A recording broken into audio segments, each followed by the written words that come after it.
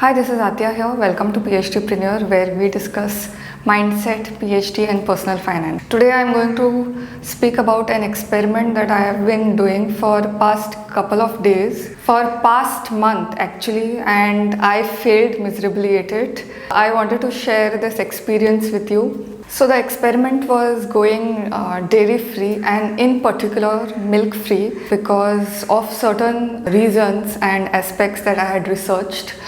So I thought of doing this experiment basically. There were a few reasons why I thought of going about this.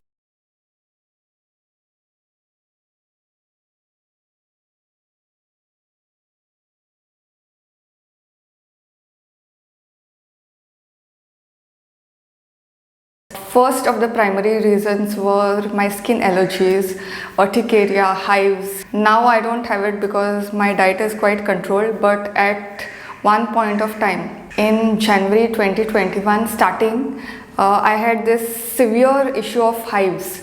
It went away with medication, but I wanted to make some lifestyle changes, and this experiment was a part of that. I've been seeing videos of vegan and people who have gone milk free, dairy free because of their lactose intolerant issue or whatever, and everyone has reported positive benefits, especially with respect to skin, their gut, digestion, etc. It's researched that cows or any kind of other animal milk, we are a separate species, right? Humans are a separate species. Cows, buffaloes, they are a separate species.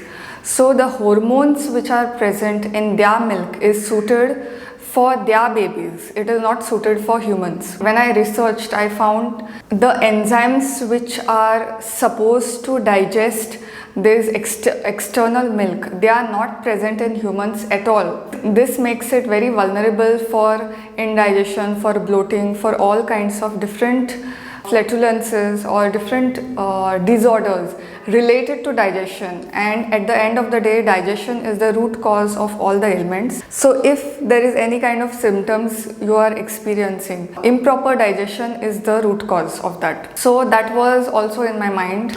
Also, with respect to weight loss, it is seen that absence of milk or dairy products basically it aids weight loss. Okay, I don't know what is the connection, but I've seen many people reporting this finding. I have watched also quite a couple of videos which confirm this. So I just wanted to try out this and see if it's working, see if it makes sense for me. I remember I had attended one workshop about naturopathy. It was around 5 to 6 hours long. It was an intensive workshop. He gave, the person who was conducted it was a quite famous naturopath. He gave a list of things that you should be avoiding. I obviously thought usually processed foods, like everything with sugar and anything. So these things top the list in the order of avoidance. But I was quite surprised that even before sugar, he mentioned milk as one of the most potent causes of indigestion of several other ailments, even before processed foods and even before other stuff. So that was a kind of revelation for me. My journey along this path started with that workshop. And also, when you try to avoid these milks, especially animal based milks, what happens is they are usually injected with antibiotics and several other medicines which get into their bloodstream, and automatically they pass on to this. So when we ingest it, automatically these things can go into the body and affect our metabolism. So this was my thought process before taking this experiment, and even now. So let me tell you what happened when I started with this. Today, as I'm filming this is May 3rd. This experiment I tried to conduct in April. On March 30th only I started basically. One thing I realized is I had to give up on tea. For me, anybody can take anything away from me, but he should not take tea, fish and curry and biryani. I cannot imagine having it without milk. When I started this journey, obviously I had to cut off milk. 1st of April went on well, 2nd went on well, 3rd went on well, but the frustration was building up because of that absence of one morning tea. That was the start of it. Then I thought I'll incorporate only tea in the morning and I'll skip rest of the things, okay? So I started having tea, normal milk tea, and I started avoiding. Then if you realize, in India and I think everywhere else, April is the season of mangoes. If mangoes are there, you can't avoid mango milkshake. I started having mango milkshake also. And slowly my challenge evaporated and the graph was like this. It was a steep linear curve and the experiment failed miserably. I keep on taking 30-day experiments and usually most of the times they are successful, but this was such a failure.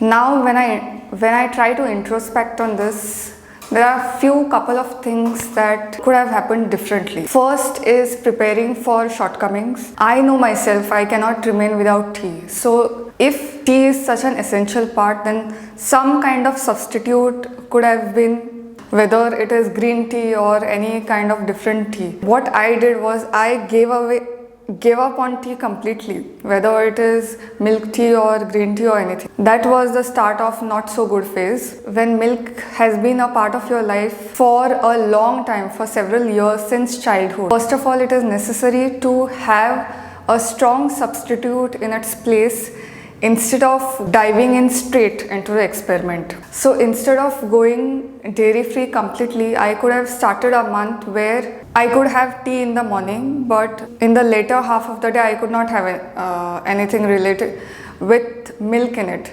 So that could have set the tone for an experiment in future which involves going completely dairy free.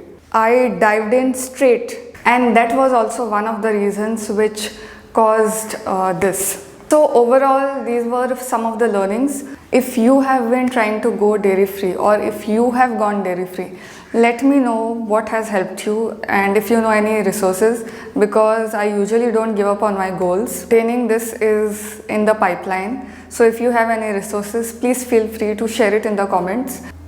Yeah, that's it for the video. Stay tuned for next.